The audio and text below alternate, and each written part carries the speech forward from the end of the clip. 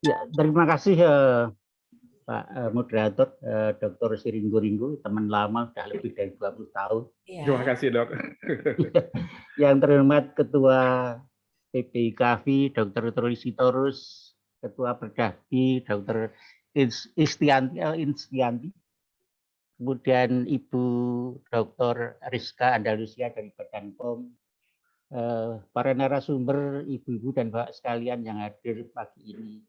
Pertama-tama mengucapkan terima kasih atas kesempatan kami untuk ikut berpartisipasi dalam webinar yang prestisius ini. Sebenarnya saya agak kecil hati oleh karena sudah banyak tokoh yang mumpuni di bidang ini. Tapi ya untuk sekaligus reuni Perdadi dan kami, saya sangat gembira terlibat dalam webinar ini. Topik yang akan saya kemukakan adalah mengenai penggunaan obat di luar indikasi resmi, off-label use di masa pandemi COVID-19.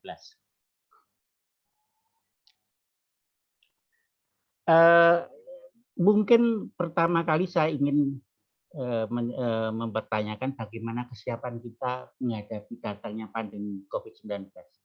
Dunia sebenarnya tidak siap menghadapi kejadian pandemi COVID-19. Tidak hanya kita, tidak hanya satu dua orang, tapi the whole world is taken by surprise. Pusat-pusat inovasi teknologi, ilmu pengetahuan, dan sains di Amerika Utara dan Eropa Barat pada waktu itu kesulitan menerjemahkan sains teknologi yang mereka kuasai untuk diterjemahkan dalam aksi intervensi untuk menanggulangi maupun mencegah COVID. Bahkan negara-negara dengan sistem pelayanan kesehatan yang sangat mapan seperti Eropa Barat, termasuk Swedia, termasuk UK, termasuk Italia, kelihatan tidak sigap pada awalnya menghadapi lonjakan kasus COVID-19. Jadi jangan kecil hati, kita tidak sendirian. Dan pada waktu COVID mulai menerpa dunia, belum ada produk untuk pencegahan dan penanggulangan COVID, yakni vaksin dan obat-obatan. Dengan kata lain, bahwa pendekatan normatif, business as usual, tidak akan optimal dalam mengendalikan penyebaran COVID-19. Ini berkaitan dengan topik yang akan saya bawakan, bahwa off-label use semoga bisa ikut dipakai untuk melakukan inovasi dalam mencari obat-obat yang relatif lebih aman, lebih efektif untuk COVID-19. Yang kedua, ingin saya ingatkan mengenai case fatality, tingkat kematian. Dari 10 negara yang terbanyak, USA, India, Brasil, Rusia, Prancis, UK, Turki, Argentina, Kolombia, dan Spanyol, mereka yang paling banyak mempunyai kasus positif COVID. Angka kematian atau tingkat kematian berkisar antara 0,13% sampai 2,%. Dan sayangnya kita walaupun di urutan ke-14 dengan 3,749 juta orang positif COVID, tapi angka kematian, tingkat kematian kita termasuk relatif tinggi, 2,99 atau 3% 2 hari yang lalu. Kenapa ini bisa terjadi? Kita tidak tahu, mungkin karena virusnya, mungkin karena penularannya yang lebih cepat, mungkin karena kesiapan pelayanan kita tidak tahu. Tapi ini perlu kita renungkan bersama saja. Dibandingkan negara-negara tetangga kita seperti Kamboja, Korea, Vietnam, Mongolia, dan Ceylon, kita lebih tinggi dibandingkan mereka. Cina walaupun punya case fatality yang tinggi, kasus mereka tidak banyak, oleh karena mereka cepat menghentikan pada waktu COVID mulai dari Wuhan. Angka kematian di berbagai provinsi juga tinggi, misalnya di Jawa Tengah dan Jawa Timur di atas 5%, 5,14% dan 6,8%. Sekali lagi kita tidak tahu kenapa tingkat kematian bisa tinggi. Meskipun kasusnya akhir-akhir ini, minggu-minggu ini sudah mulai menurun, tapi angka kematian jangan sampai lepas dari perhatian kita. Harus tetap kita usahakan agar angka kematian ini, tingkat kematian ini bisa ditekan serendah mungkin. At any price. Beberapa kebijakan menghadapi COVID yang sudah diambil oleh banyak pemerintah termasuk Indonesia, saya kira ada beberapa, paling tidak pilihan utama. Yang pertama adalah mencapai imunitas kelompok, di mana 7% penduduk mempunyai imunitas, sehingga nantinya pandemi ini akan bertransformasi atau berubah menjadi endemi seperti seasonal influenza. Imunitas kelompok bisa dilakukan dengan vaksinasi. 70% penduduk menjalani vaksinasi. Atau alternatif yang lain yang kurang bertanggung jawab pada imunitas kelompok secara alamiah. Kita mengharapkan 70% penduduk menderita penyakit dulu supaya tercapai imunitas kelompok ini. Tapi dengan harga yang sangat mahal. Misalnya dengan case fatality rate 3%. Kalau kita mengharapkan hanya natural immunity yang terjadi, maka jumlah kematian akan di atas 5 juta. Dan korban di kalangan tenaga medis kira-kira 75.000 sampai 100.000 orang akan menjadi korban. Kita tidak siap dengan membayar ongkos yang mahal ini. It's not negotiable option. Jadi vaksinasi adalah opsi utama untuk mencapai imunitas kelompok. It's not at any price, it's not negotiable. Yang kedua adalah social distancing, protokol kesehatan untuk mengurangi penularan dan penyebaran. Dan yang ketiga, testing, tracing, and treating. Obat dan sarana kapasitas diagnostik merupakan elemen yang esensial. Namun demikian perlu saya ingatkan bahwa obat tidak dapat berperan secara optimal jika upaya pencegahan tidak maksimal melalui vaksinasi dan social distancing. Jadi kita hanya menambahkan kalau vaksinasi berhasil dan kalau social distancing ini berhasil. Kembali ke pokok masalah off-label medicine use atau penggunaan obat di luar indikasi resmi.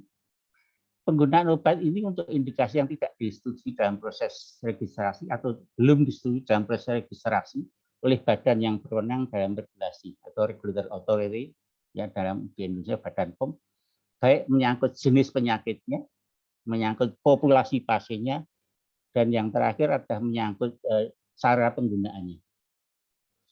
Menurut WHO tahun 2017, off-label use is broadly defined as the use of pharmaceutical agent for unapproved indication or in unapproved age group with different dosage, duration, and route of administration.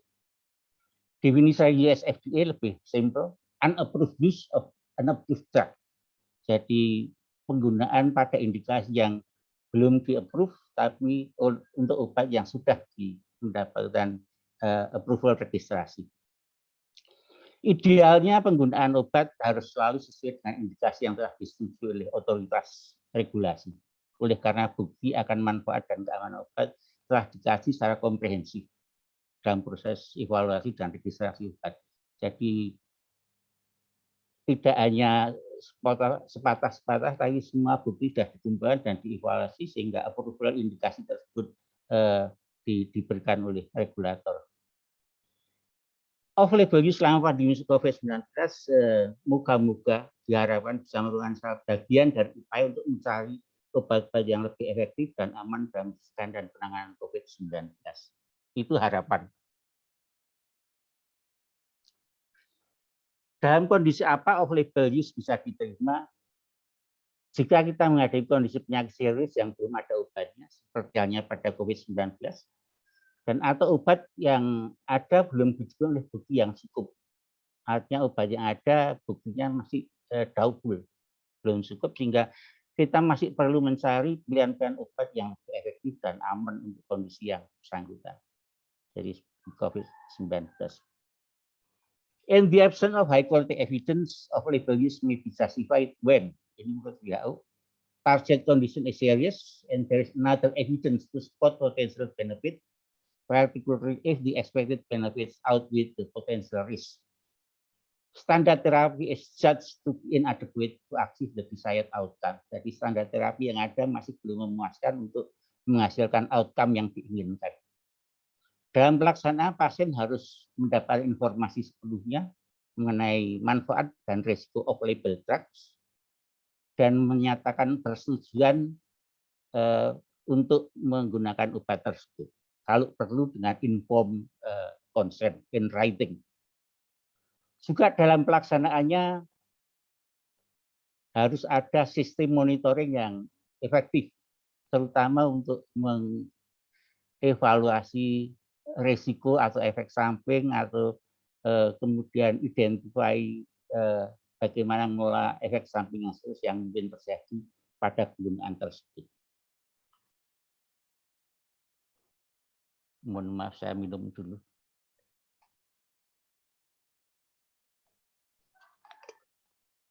Beberapa contoh dan masalah yang mungkin terjadi pada penggunaan off-label use ini. Di banyak setting dan lokalitas, penggunaan obat di luar indikasi kadang-kadang bisa mencapai 20% dari total penggunaan obat, atau di atas 10%, baik di Amerika, di Australia, maupun di negara-negara Eropa. Sayangnya sebagian besar atau hampir 80% off-label use tidak disertai dengan bukti yang kuat, artinya double evidence. Bahkan penelitian di US yang sudah dipublikasi di Lancet menunjukkan bahwa penggunaan obat di luar indikasi terkait dengan meningkatnya efek samping obat sebanyak 44%. Beberapa contoh obat yang sering digunakan di luar indikasi resmi, misalnya Prazosin, obat anti hipertensi, dipakai untuk stres, terutama stres post-trauma. Clomifene untuk infertilitas perempuan, putri, dipakai juga untuk infertilitas pria. Clonidine, obat anti hipertensi, dipakai untuk anak pada attention deficit hyperactivity disorder. Quetiapine, obat schizophrenia, dipakai untuk gangguan tidur, insomnia. Saya sebenarnya pengen memakai obat ini, tapi tidak berani malah jadi schizophrenia. Propranolol, obat anti hipertensi dan angina pectoris, dipakai untuk stres menjelang suatu performance. Itu performance anxiety, misalnya penyanyi mau nyanyi stres, kemudian politisi mau pidato stres, narasumber mau ikut webinar stres, minum propranolol. Sildenafil, male sexual dysfunction, dipakai untuk obat perangsang pada wanita. Naltrexone kadang-kadang dipakai sebagai obat adiksi, tapi dipakai untuk compulsive disorder. Jadi orang yang suka mabuk, orang yang suka judi, orang yang suka main kekerasan, kadang-kadang diberikan naltrexone untuk compulsive disorder-nya. Bagaimana aspek legal of medicine use, of label medicine use? Jadi penggunaan obat di luar indikasi yang disetujui oleh badan otoritas obat bukan kegiatan melawan hukum, tapi tetap harus mengikuti beberapa prinsip. Yang pertama, penggunaan di luar indikasi seharusnya ditujukan untuk mencari alternatif obat yang lebih efektif dan aman jika pilihan yang ada masih belum optimal atau dirasa kurang optimal, masih perlu obat yang lebih efektif untuk mencapai derajat kesembuhan atau menurunkan angka kematian. Ada petunjuk penggunaan didasarkan atas pertimbangan manfaat dan keamanan untuk pasien, bukan pertimbangan lain, misalnya pertimbangan pemasaran. Ada petunjuk atau bukti yang mendukung. Ada petunjuk atau kalau ada bukti yang mendukung akan manfaat dan keamanan obat yang tadi untuk kondisi pasien. Penggunaan sesuai dengan kaidah etika seperti informasi dan kesetujuan dari pasien, kemungkinan manfaat harus lebih besar dibandingkan kemungkinan risiko yang terjadi pada saat obat itu diberikan dan obat tidak diberikan, risikonya dan manfaatnya perlu dibandingkan. Penggunaan harus bebas dari kepentingan pribadi atau kelompok di luar kepentingan untuk pasien. Jadi harus semata-mata untuk kepentingan kesembuhan pasien. Juga harus disertai dengan monitoring yang efektif terhadap risiko keamanan obat. Maaf, Dr. Budiono, waktunya tinggal 2 menit. Terima kasih. Ini ada obat-obat untuk COVID-19 yang sering dengan status off-label, chloroquine sulfat misalnya, obat anti malaria dan anti amuba dicoba untuk COVID-19, hidroksikloroquine untuk lupus erythematosus, oseltamivir untuk pengobatan influenza, lopinavir, ritonavir untuk HIV/AIDS, favipiravir obat uji, remdesivir obat uji, kami sudah approve oleh US FDA sama EMA tidak salah. Ribavirin interferon obat hepatitis virus kadang-kadang dicoba untuk COVID-19 dan yang nanti akan disediakan adalah ivermectin. Beberapa rekomendasi dari WHO untuk beberapa obat, oseltamivir ini termasuk dalam WHO Essential Medicine List, tapi ini obat influenza, bukan obat COVID. Ritonavir, lopinavir not recommended, ini obat HIV/AIDS. Ivermectin not recommended, hanya untuk clinical studies. Hydroxychloroquine strongly not recommended. Asitromisin dan doxycycline masuk dalam WHO Essential Medicine List, tapi ini adalah obat untuk infeksi saluran nafas. Kita tidak tahu pada di Australia sama di Thailand pada waktu pandemi ini justru penggunaan obat antibiotik itu menurun hampir separuhnya. Kan tidak tahu statusnya di Indonesia sudah dengan adanya pandemi apakah disertai penurunan kejadian penggunaan antibiotik atau tidak oleh karena menurunnya ESPA karena social distancing. Interleukin 6 receptor blocker, tocilizumab atau sarilumab strongly recommended for severe and moderate cases. Steroid juga recommended only for severe cases. Ini adalah studi yang sangat menarik, bermula dari seorang dokter di Spanyol atau Portugal yang menggunakan dexamethasone dan mengumumkan di media sosial bahwa dexamethasone bisa menurunkan kematian, dan ternyata waktu diuji coba diteliti di Inggris, pasien-pasien yang masuk dalam social insurance mereka terjadi penurunan angka kematian pasien-pasien yang kritis dan pasien-pasien berat dan semuanya. Jadi patient receiving mechanical ventilation menurun dari 41% menjadi 29% kematian. Juga pasien-pasien yang memerlukan oksigen, angka kematian bisa turun kalau diberikan dexamethasone. Ini adalah yang kanan, ini adalah penurunan angka kematian dexamethasone pada pasien-pasien yang menerima ventilasi mekanik, ventilasi ventilator. Juga yang di sebelah kiri adalah yang penurunan kematian pada pasien-pasien yang memerlukan oksigen. Mungkin saya sedikit mengenai vaksin. Jadi pada awal pandemi tidak ada vaksin, belum ada vaksin. 1 tahun sesudah pandemi, akhir tahun 2020, banyak sekali ada ratusan vaksin diuji coba, dan ini adalah ada beberapa yang sudah emergency list oleh WHO, Moderna, BioNTech, AstraZeneca, Sinovac, Sinopharm, kemudian Janssen, Covishield, dan Comirnaty. Jadi sekali lagi vaksinasi adalah salah satu essential intervention untuk menangani dan mencegah kejadian COVID-19. Pandemi 19 ada masalah bersama. Harus ada kerjasama semua pihak di tingkat nasional, global, nasional, maupun subnasional. Ini adalah satu inisiatif baru COVAX, di mana merupakan kemitraan global untuk mempercepat pengembangan dan produksi vaksin 19 dan menjamin akses untuk negara-negara di dunia yang sekarang ini sebenarnya lebih banyak aksesnya lebih banyak di negara-negara emas. Dikelola bersama oleh CEPI, Coalition for Epidemic Preparedness Innovation, Gavi, WHO, dan UNICEF. Sampai saat ini telah mendistribusikan hampir 200 juta vaksin ke 139 negara, targetnya 2 miliar dosis di akhir 2021.